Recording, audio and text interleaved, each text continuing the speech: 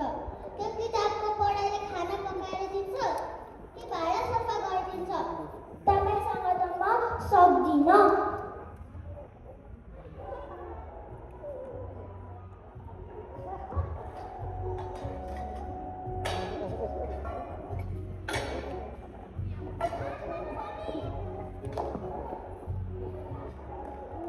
भाँडा फुट्ला है।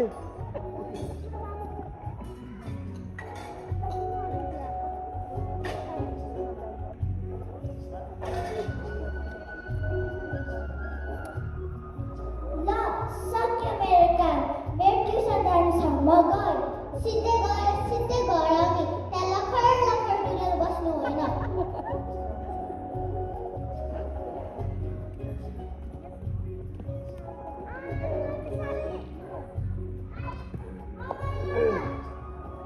आमा बसेको त कसैले देखिसकेनन्।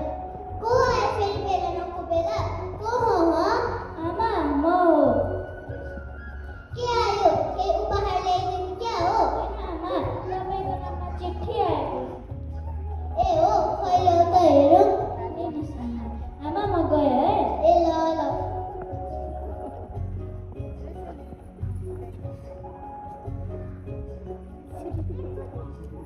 हेरौँ त भनिहाले, म बुढीले हेर्न मात्र त सक्छु नि। पढिदिने चाहिँ कसले होला खोइ।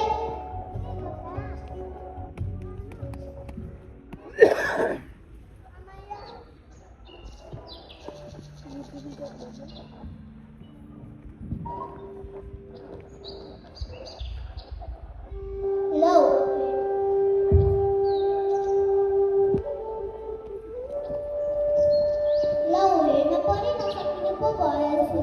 के भएछ आँखा?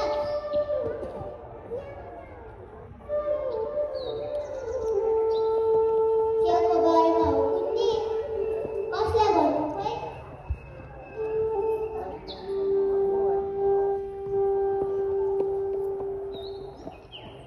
ए रियान बाबु यता हजुर आमा के भयो? केही होइन, यो चिठी पढिदिएर सुनाइदेऊ न भनेर। हुन्छ नि त।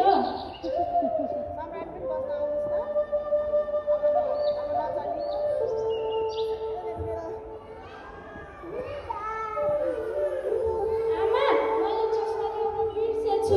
एकछिन रुक्नु, म चस्मा लिएर आउँछु है। ए ल हुन्छ।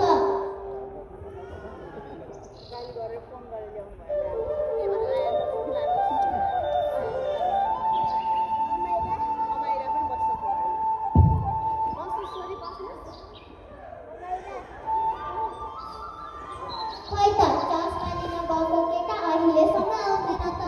चस्मा बनाउनै बसेको हो।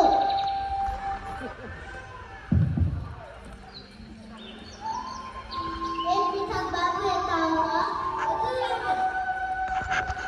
तिमीलाई पनि पढ्न राम्रै आउँछ, यति पढिदेऊ न।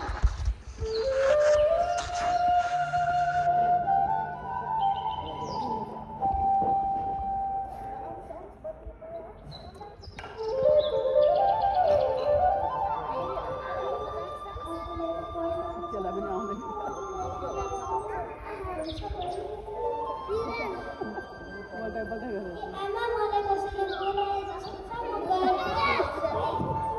लौ के भयो यो केटाहरूलाई?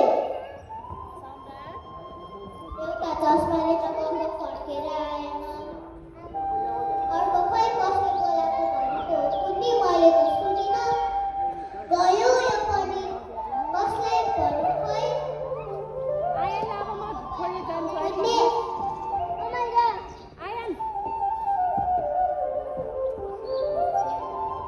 आमा के भयो? किन बाहिर डुलिनु भएको? कसलाई डुलिनु भएको? यो चिठी आएको छ। त्यो रियान र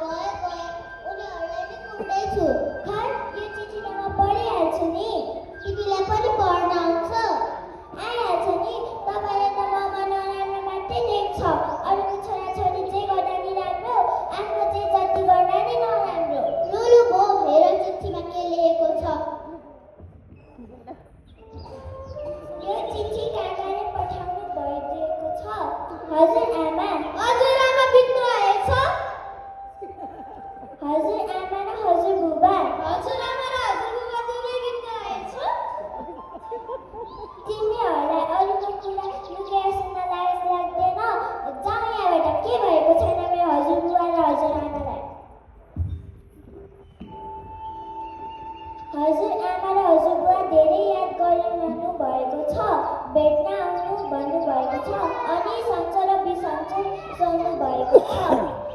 त्यति पो रहेछ। तिमीले पढिदिएर कति सजिलो भयो। अझै पढ्नुपर्छ ल। हस् आमा।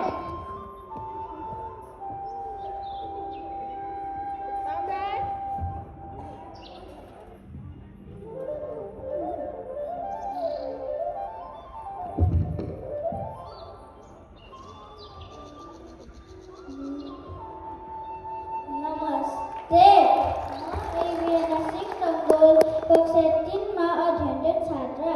यस नाटकमा म हुलाकी बनेकी थिएँ। नमस्कार, म समृद्धि खड्का कक्षा 3 मा अध्ययनरत छात्रा। यस नाटकमा मैले आमाको भूमिका निर्वाह गरेकी थिएँ। नमस्कार, म रिया लामी जाने कक्षा 3 मा अध्ययनरत छात्र। यस नाटकमा मैले छिमेकीको भूमिका निर्वाह गरेको थिएँ। नमस्कार, म पृथक राई। म कक्षा 3 को अध्ययनरत छात्र। म यस नाटकमा छिमेकीको भूमिका गरेको थिएँ। नमस्कार, म सानवी नवाल। म कक्षा 3 को अध्ययनरत छात्रा। यस नाटकमा म छोरी बनेकी थिएँ। नमस्कार, म उमङ्ग श्रेष्ठ कक्षा 3 मा अध्ययनरत छात्र। म यस नाटकमा छिमेकी बनेको थिएँ। नमस्कार, म सिद्धान्त पन्थी कक्षा 3 मा अध्ययनरत छात्र। यस नाटकमा म छिमेकी बनेको थिएँ। धन्यवाद।